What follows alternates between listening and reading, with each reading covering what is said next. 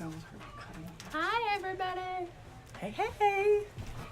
The lights are flickering. I know, they get weird. We're going to give you a few minutes. Thanks for giving us a few minutes. I'm going to take the blame for that one. Maybe we should always just say 11-ish. 8-ish. We'll show up when we can. Always add the ish. We're domesticity-ish. Ish. Ish in the good way, not the bad way. How is, has everybody's background blocks going? Yeah, Hello. can you say, oh, we got some waivers. Hi, guys. Hey. Have you guys done your blocks? So Yeah, I also want to Jessica's tell you that Peyton, my husband, made a fantastic tripod for us out of Tinker Toys. Which you can see if you go over to my Instagram account. In At my Mary Glenn. stories, you can see the awesome tripod that we're working with this time. And it's Very amazing. professional. And totally Then we have some works. flickering lights just for effect. Yeah. Disco. Anyway. Okay. But I think we're good to go. Okay, so we're going to talk about, what is this? Week 3. So what should we call these? Because they're not they're not weeks. So I was saying Session? task. If you guys have a good idea of like what we should call them, like task, session. Peyton said something that I don't even remember. It was very weird. We need a name for A it. block. I think I just Well, had now dates. we're in rows. Now we're in like row. Oh, let's do But we're rows. also doing different blocks in the row. But we're doing like row. Let's just row. I know, but we're not block. going in the row order. We should go by block. Okay, Yeah. This week we're on base block. So the last 2 weeks you cut all of your, what's it called, background fabric. So you should have a pretty big stack of background fabric. I know y'all had so much fun with all that cutting. This week we're doing 2 things. We're cutting. Hey, Fergie and let's Penny. see. Oh, They said hi. the kids are here. This week you're cutting your base block, which I think you cut 13 of them. Is that right?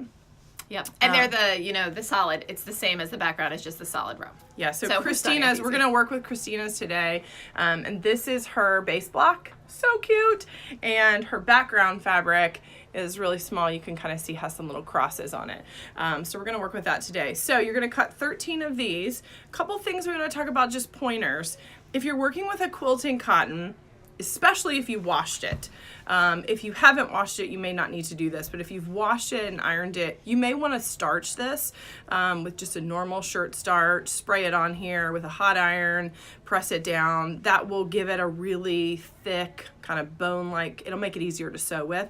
And because a lot of these are going to be starting with a pretty small tip and sewing along a bias line, it will make it easier to keep your fabric together if you want to starch it. If you've already cut and you don't want to starch, don't worry about it. But that is one option, especially if you've washed your quilting cotton, because it kind of gets that starchy feel out of it that it comes with. So that's it's because one. the triangles are cut on the bias, so Yeah. it just gets shiftier than if you were doing squares. So this bias line is going to be a little bit easier to manipulate, which you don't really want, than it would be if we were sewing along this line, which we'll talk about a little bit when we iron. So that's a little bit about cutting. Also, don't forget, we got one comment. Don't forget that we'll answer questions. So if you want to share a question, we will answer it. Please. Let me get my Thanks for being here. little list. Okay, so we talked about cut and starch. We want to talk about placement really quickly. So you may see, and I can show you on mine. Yeah, we have the first row Yeah, done, and we first also row want done. to hold it out farther so that you can see kind of how See long it is, too. It's super, super long. I don't know if I can. It goes on. Let's a lot move that longer. tripod. So hold it up next to you. Is it taller? It's let's see. It's like Mary Glenn height. Yeah, it's like right at my height, so you can see. Yeah. So it goes a lot longer than I think you think you're gonna. Woo! Holy. Sorry, guys. Okay, Tripod well. fail. Tripod. The exciting things that happen at Ish. At Ish. Okay, I want to show you one thing that I've sort of learned by doing these triangles. Let me find a bad example. Wow, I don't really have a bad example. That's fantastic. Okay, so here, bring it a little bit closer to see. You can see this is my base color. This is my background color. So you can see this is the end of the row, and that's my triangle. If you guys can see how I have a pretty good point on that yellow triangle, and the purple really overlaps it well. You want really to be able to get that good point, and then the 1/4 inch seam allowance is going to be that extra purple, so that when I sew it into the row, I'm still gonna have a good point on that triangle. The key to doing that is, it may be good. We're back. I wanna show this on the desk. We're gonna flip you guys onto the desk so that you can see a little bit better. Just make sure you can see. Okay, so when I'm placing these triangles, obviously you don't want to sew them this way. That would be bad. The easiest thing to do to remember how you're sewing them is to place them together, and then you're going to do right sides together. The way to sort of figure out the placement, this is the bottom of my base triangle. I'm going to start with this corner and get it pretty close to match up. What I want to happen is exactly like this. See how there's that little overhang right there? Tiny. If there's going to be an overhang between my fabric, I want it to be on the top of my actual base triangle, not my background.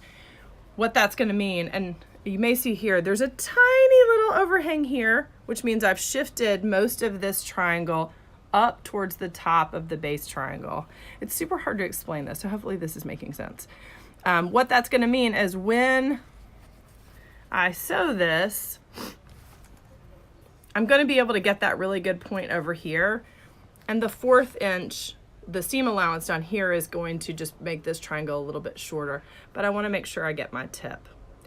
So You're very welcome, Rachel. The long and short of that is just when you have a little overhang, make sure the overhang is at the top of this base triangle, and that's going to allow you to get that really good point, which will show up when you're sewing your major So when you quilt. line up, I'm just wondering, when you're lining this up, are you wanting Yep. So that tip to be right at the edge? Yeah, just right? a little bit. So what I have started is just start at the bottom, try and line those points pretty close up, and then see how there's that just little bit of overhang. That's what I would want to see.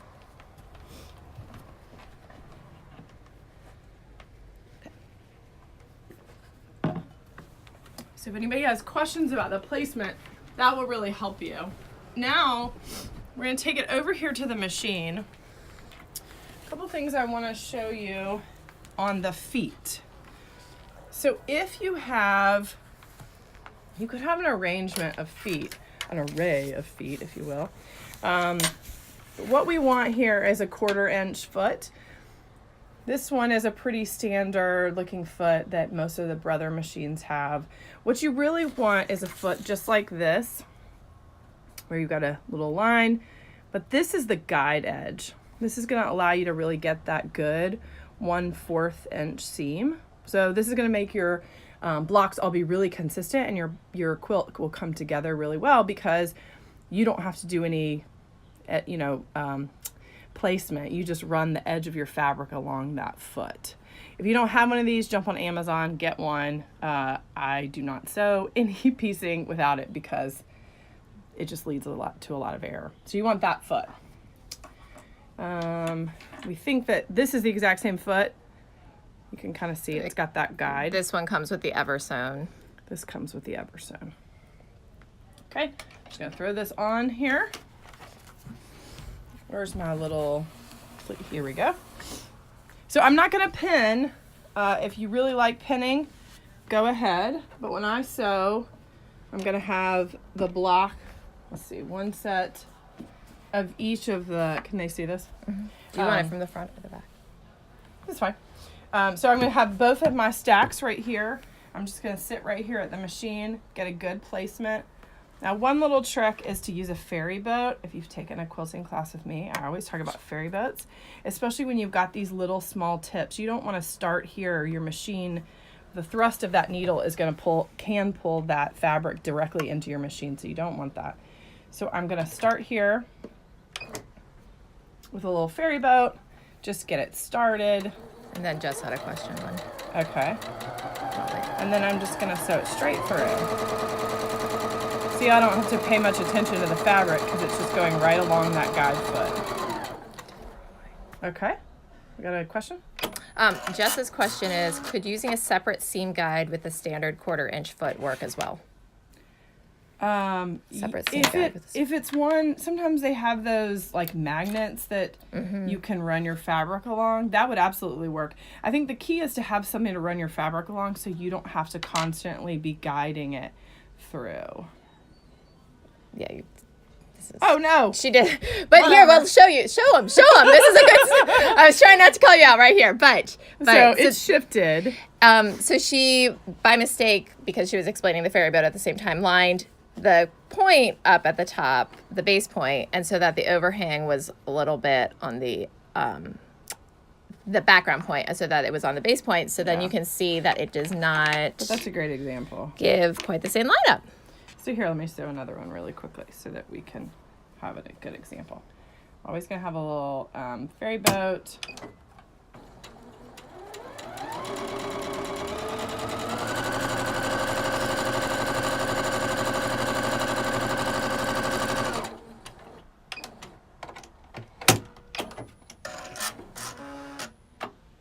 And Jess, I'll also say, I've never used this one with the guide, and I think that, and for everybody, I think that these things really help. Like every time I use a tool like that, it helps a lot. Clearly, it's not necessary, like you can do it without, but it just helps, right? You may also be disappointed when some of your lines, if you get a little bit wobbly, it makes your whole quilt kind of go sideways. It depends how perfectionist you are, because I am not so much, and then mine, I'm like, oh, well. Okay, so here's a good example.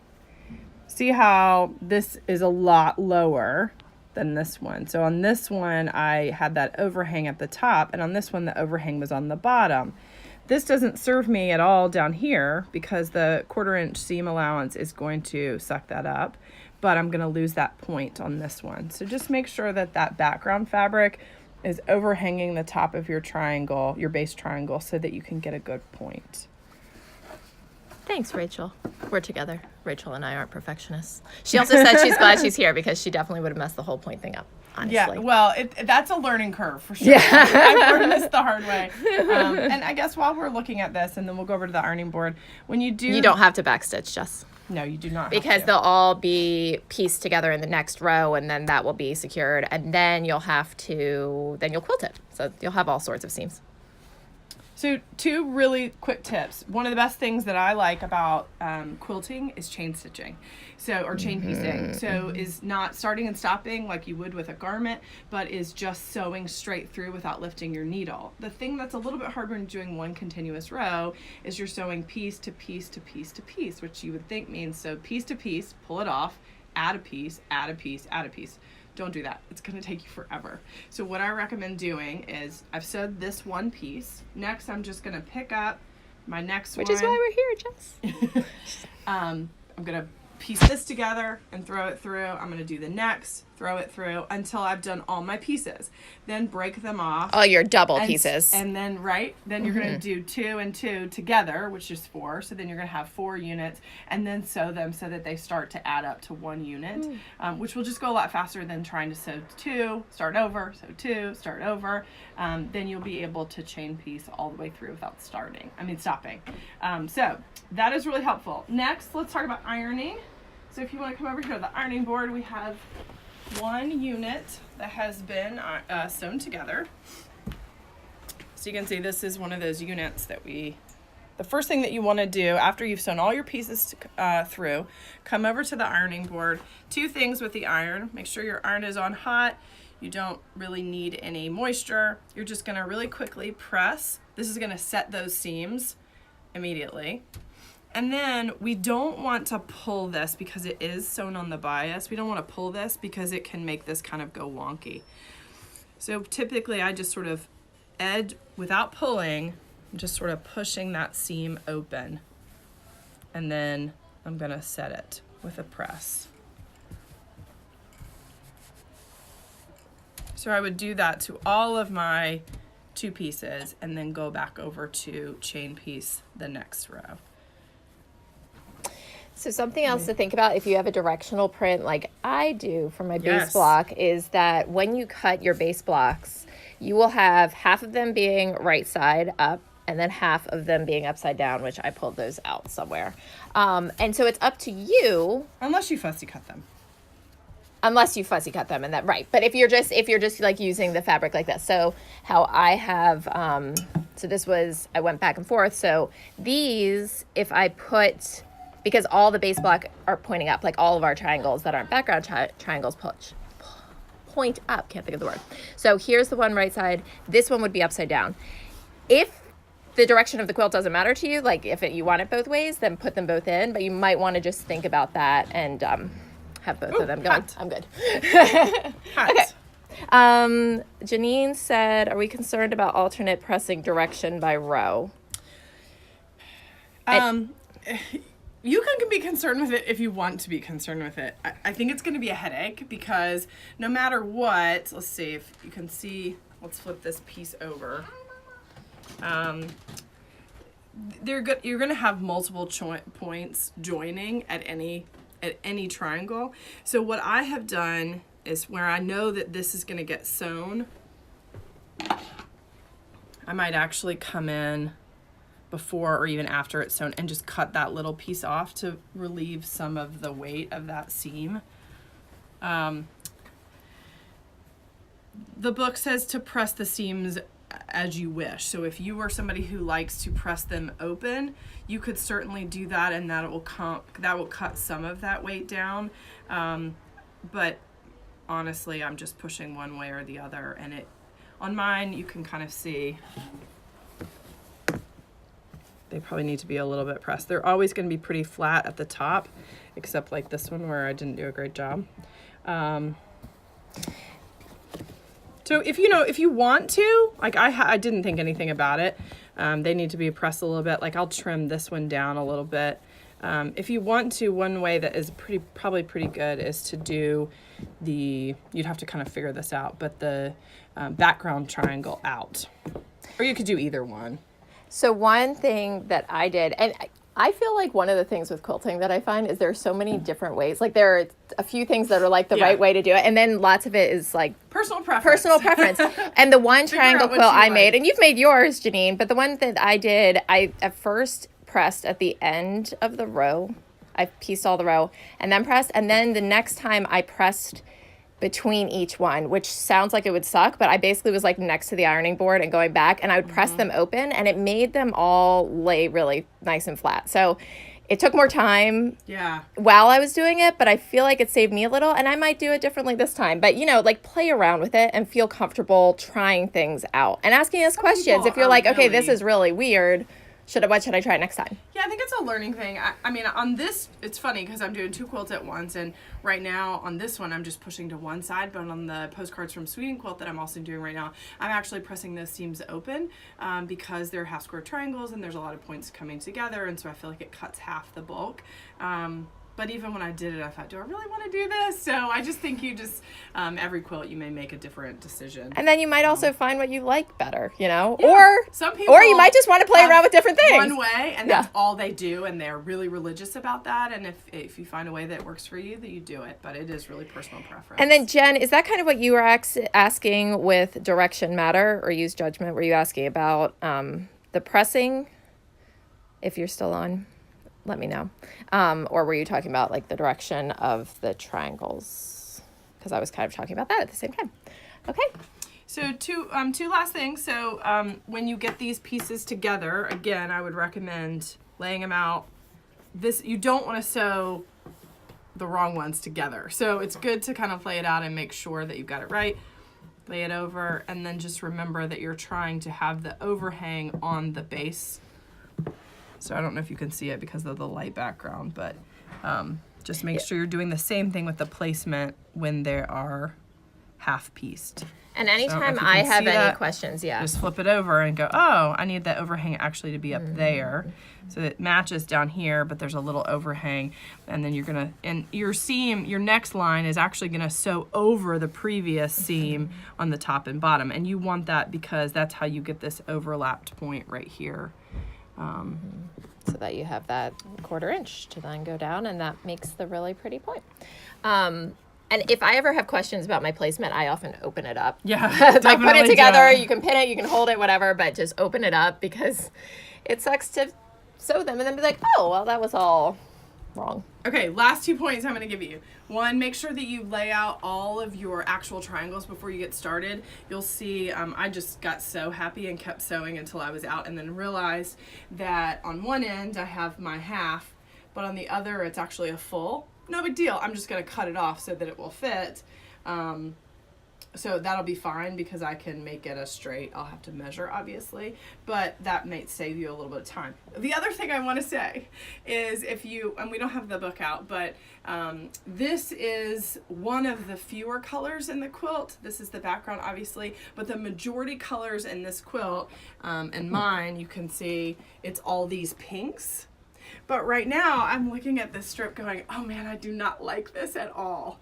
But you need to keep in mind that although this is the center focal point of the quilt when it's done, it's not the personality of the quilt. So if you're not crazy about it, which Christina's obviously going to be crazy about it because her focal point is super cute, and mine is really an accent color. So just kind of keep that in mind. One row is not going to tell you what the quilt looks like. At least that's what I'm telling myself because I don't really like this. It will look good. But I do like all the pinks and purples and gold. So, and it's also right now you have 50-50 while the finished quilt is going to be so much more going 50% that Absolutely. purple.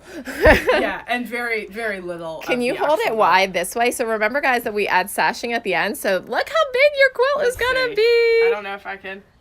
Look how big. And it's going to be, I can't even get it in the picture. Yeah. So and it's going to be even wider than that. So guys, this will be amazing. Super long. Yay! Okay, anybody have any last questions? Because we're done. These are our tips for this time. We'll be back in 2 weeks when we start talking about the first piece block that then goes into a row.